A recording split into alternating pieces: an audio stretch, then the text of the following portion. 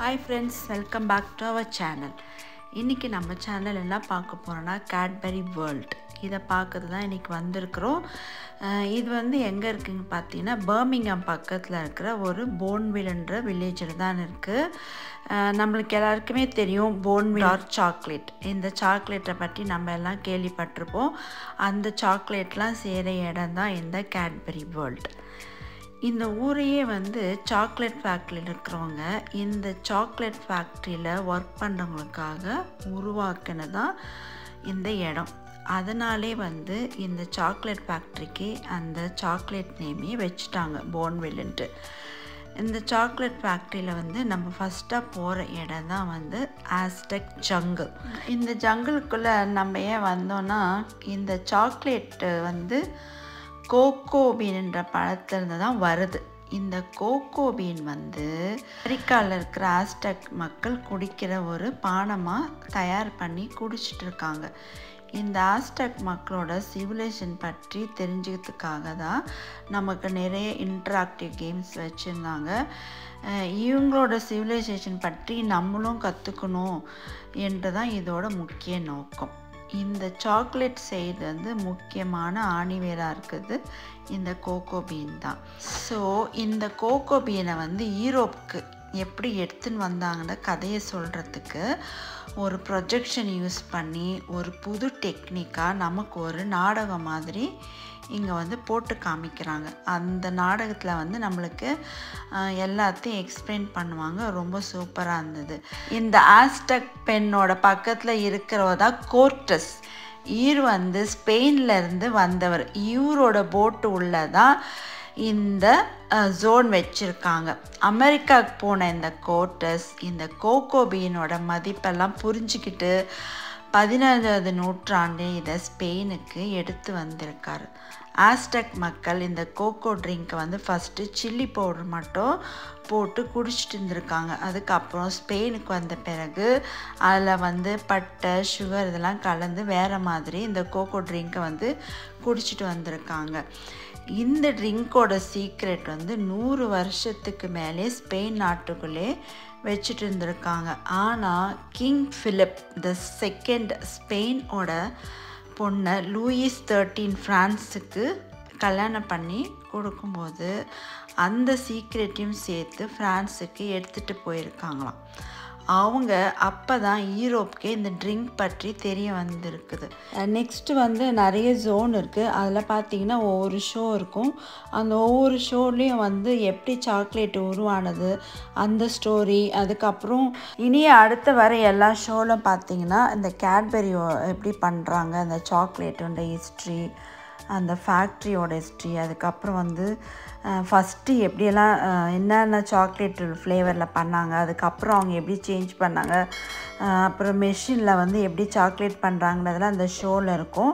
அதுக்கப்புறமா அந்த ப்ரொஜெக்ஷனை பார்த்திங்கன்னா அந்த ஒரு லேடி இருப்பாங்க. அவங்க வந்து பார்த்திங்கன்னா இது வந்து சாதாரண நம்மளுக்கு பார்க்குறதுக்கு எல்லாமே புரியும்.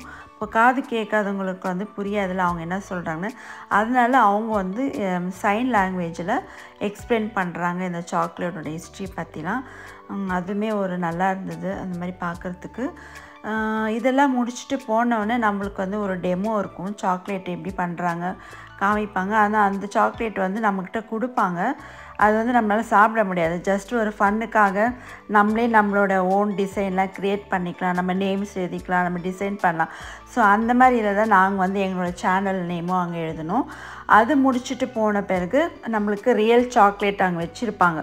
ஸோ அங்கே வந்து நிறைய ஃப்ளேவர்ஸ் இருக்கும். உங்களுக்கு என்ன ஃப்ளேவர் வேணுமோ அதை கேட்டிங்கன்னா அந்த கப்பில் வந்து நம்மளுக்கு போட்டு கொடுப்பாங்க. அதை சாப்பிட்டுட்டு என்ஜாய் பண்ணலாம்.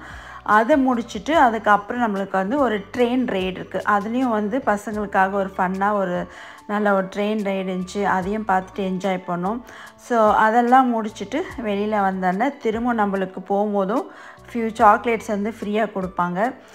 இப்படி தான் நாங்கள் வந்து சாக்லேட்டு கேட்பரி வேர்ல்டை பார்த்து ஒரு டே என்ஜாய் பண்ணோம். நீங்கள் போனீங்கன்னா ஆன்லைனில் புக் பண்ணிவிட்டு போங்க. அங்கே போய் டிக்கெட் வாங்கணுன்னா சம்மர் டைம்லலாம் டிக்கெட்ஸ் கிடைக்காது. Processing. Now, first the beans must be sorted and physically cleaned to remove any stones, dust and string that have come across with the beans from Africa. This is done using a stream of air and by passing the beans over vibrating cylinders. The raw cocoa beans are now pasteurized, creating very hot steam. The clean cocoa beans are now taken to be roasted, involving tubular gas-fired ovens. The beans are then cooled and are ready to have their shells removed through a process called winnowing. This is done by passing the hook of meat over a series of vibrating coins and hitting them with breaker on.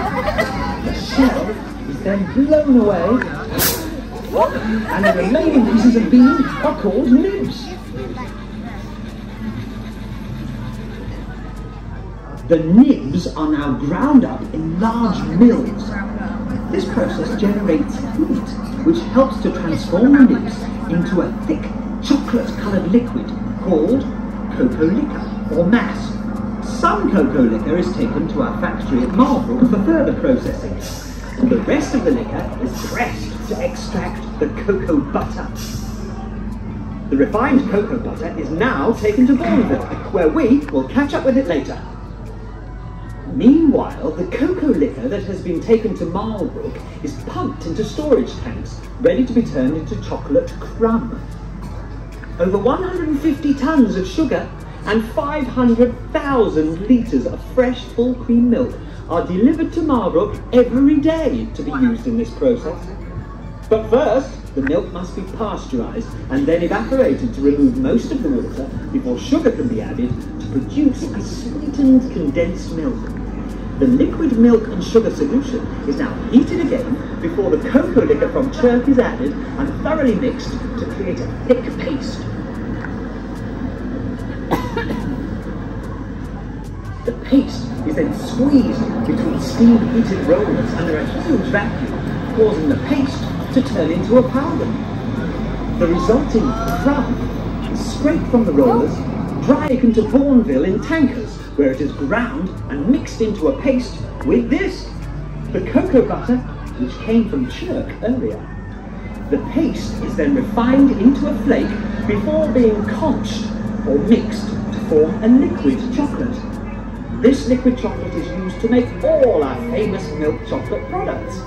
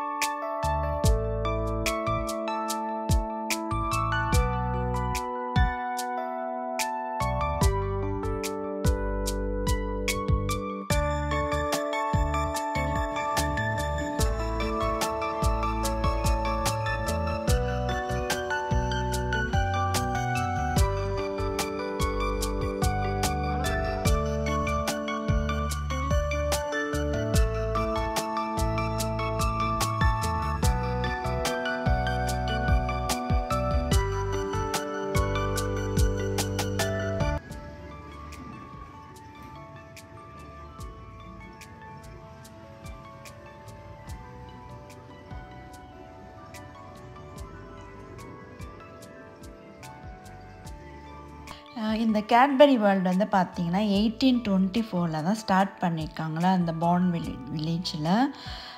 இப்போ வந்து 200 years ஆயிடுச்சு. 1824 to 2024 எவ்வளோ ஒரு அமேசிங்கில் பார்க்குறதுக்கு 200 years ஆயிடுச்சு ஒரு factory start பண்ணி. அந்த வந்து பார்த்திங்கன்னா ஒரு சின்ன ஒரு எக்ஸிபிஷன் மாதிரி அங்கே வச்சுருந்தாங்க. அதெல்லாம் போய் பார்க்கும்போது ஒரு இதுலேயும் வந்து நம்மளுக்கு சொல்லியிருப்பாங்க எந்தெந்த எல்லாம் எந்தெந்த சாக்லேட்லாம் பண்ணாங்க, அதோட ஹிஸ்ட்ரி எல்லாம் என்னன்ட்டு அதை பார்த்து நம்மளாம் தெரிஞ்சுக்கலாம்.